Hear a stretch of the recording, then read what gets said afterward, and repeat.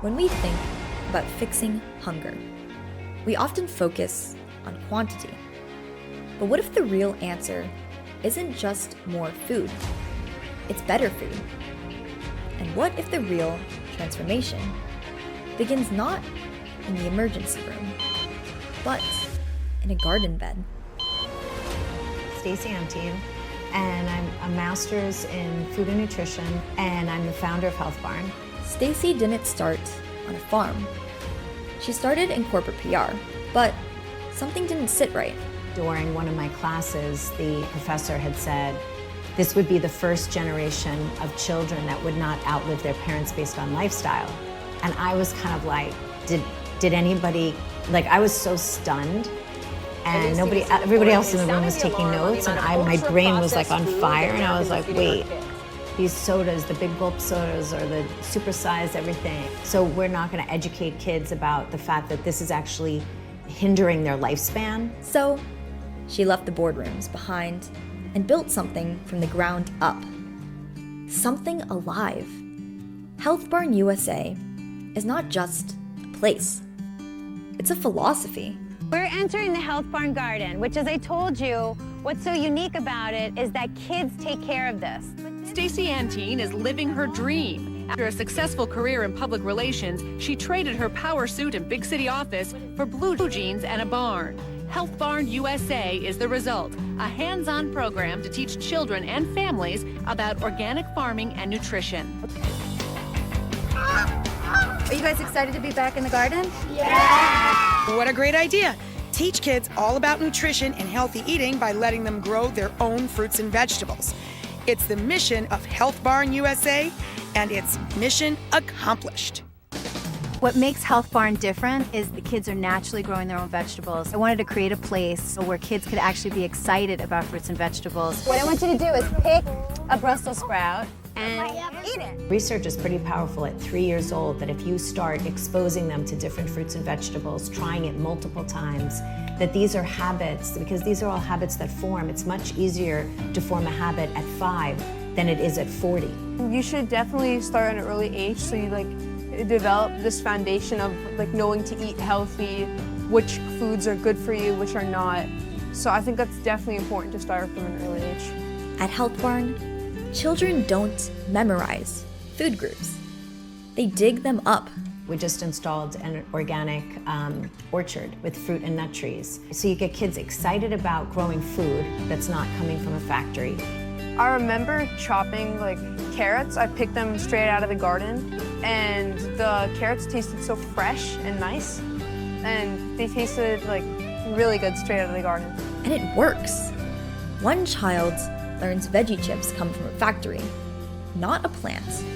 Another trades graham crackers for carrots. So it's about trying and exposure, but it's also about learning. Okay, for a child, it's so simple. It's like you go out to the garden, you pick a carrot, you bite it, and you're like, I tried it. Education can spark agency at any age, but especially when it starts young. We have to teach people skills, not only nutrition education, which is important. We have to start teaching skills. Even now at Health Barn, when we're pulling things from the garden, we have to teach them, you don't put water on food that isn't going to be served on vegetables. You have to be able to peel the onions a certain way to keep them so they're not rotting. We did a lot of activities making and preparing healthy foods and learning about healthy snacks and what we should choose to eat. In 3rd grade, working with them on a hydroponics lesson teaches at a young age the pride of sustainability and growing food for their family.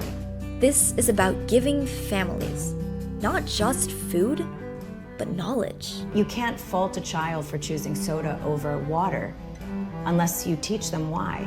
Nature will never go wrong. We can't go wrong with nature. And the ripple effect, well, it reaches parents, homes, entire communities. The child is being educated, and then the child's enthusiasm, the parents are like, yay, yes, you want to make raspberry crumble? Or you want to make a smoothie today, the rainbow swirly smoothie? Great. A melon fresh from the garden. Have you ever had this experience? No. And is it good? Yes. Is it, like, how good is it? It's great. It's better than the one from the supermarket. And that is a honeydew melon. Did you know that? Yes. Great. Do you know what vitamin it's high in? No. High in vitamin C. Well, whatever vitamin it has in it, it sure tastes good. We've been trained to think that labels like natural or low fat means good for you. But what if we taught people how to look deeper? You have to look at the ingredient list. You have to see, what's in my food, because I really don't know. Nutrition should always be at the center of any conversation about food, because we are what we eat. So if you're not eating well, eventually it's going to catch up with you. The system may not always offer the right options, but with knowledge, people start asking better questions. They start reading labels. They start packing their lunches, and they start to support each other.